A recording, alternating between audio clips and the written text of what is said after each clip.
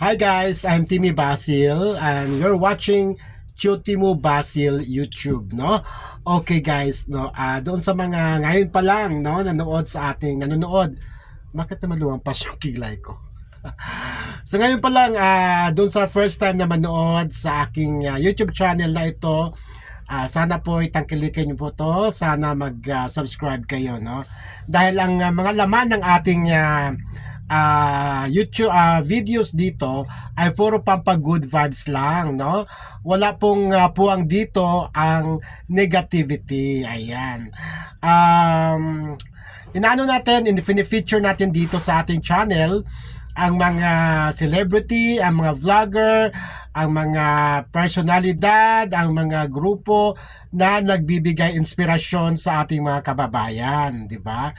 Dahil sa panahong ito na talagang talamak ang katiwalian sa ating kapaligiran, ay dapat meron tayong parang role model, no, na talagang susubaybayan para ma-inspire tayo. And for today's video guys, no, hayaan yung topic ko ngayon itong isa sa mga pinakasikat na vlogger ngayon dito sa Pilipinas, walang iba kundi si Kit Talents. Ayan, kung kayo ay nanonood na ng mga vlogs ni Kit, no? Good vibes lang, no? Good vibes, walang nega, walang murahan, 'di ba? 'Yun ang kailangan natin ngayon, guys, no?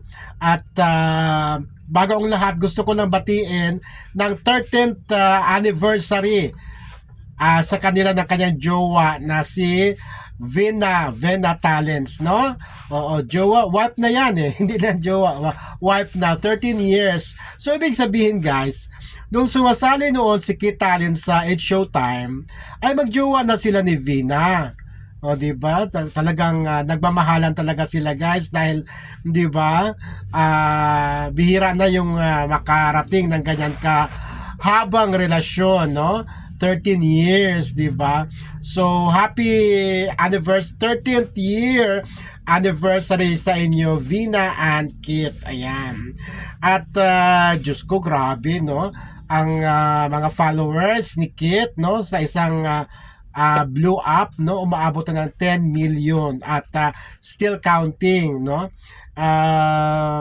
Ewan ko ba, no? Alam ko naman na ang kasarian talaga ni Kit, pero kapag tinitingnan ko siya sa mga pictures, sa mga videos niya, wala ka talagang makikita na bakas na dati siyang or babae siya, di ba?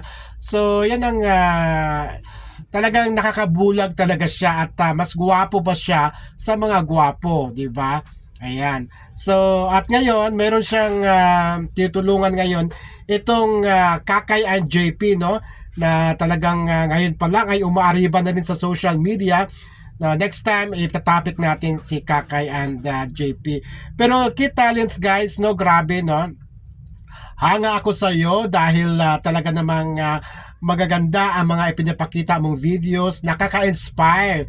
Yan talaga ang kailangan natin ngayon mga Pilipino, ang ma-inspire para umasenso din tayo at maano din tayo, magpursige kung ano man ang gusto nating marating sa buhay. Kung gusto mo mag-vlogger, ayan, manood kayo ng mga vlogs ni Kit Talents. Kung gusto nyong mag-artista, ayun, may mga ano diyan, may mga vlogger diyan na mga artista din na makakuha tayo ng mga inspirasyon, di ba? So yun lang guys, no. Happy 13th year anniversary sa inyo, Kit and Vena. Oo, medyo malayo kasi ang location ni Kit, no? Isabela pa, no? Oo, pero hayaan mo makabalang araw makapunta tayo sa Isabela, no? At baka pwede tayo makapag-selfie sa kay Kit and Vena, no? So yun lang guys, Kit, keep on doing vlogs na nakaka-inspire sa amin, and tama lang yung ginagawa mo.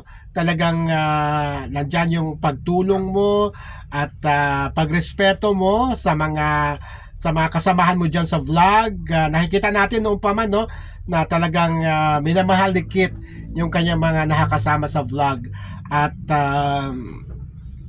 napaka ano lang siya, napaka genuine lang talaga yung kanyang yung kanyang ugali, no. Napakabait na bata. So keep it up, Kit Talents, and more videos to come. At andito lang kami para sumuporta sa inyo. God bless. And guys, sana po mag-subscribe kayo dito sa Chotimo Basil YouTube, at marami pa tayong ipifeature, no, mga social media influencers na talaga namang nakaka-influence na in a good way, kasi may ibang influencers na nakaka-influence nga in a bad way naman, di ba? So yung good way lang talaga ang ating pipiliin.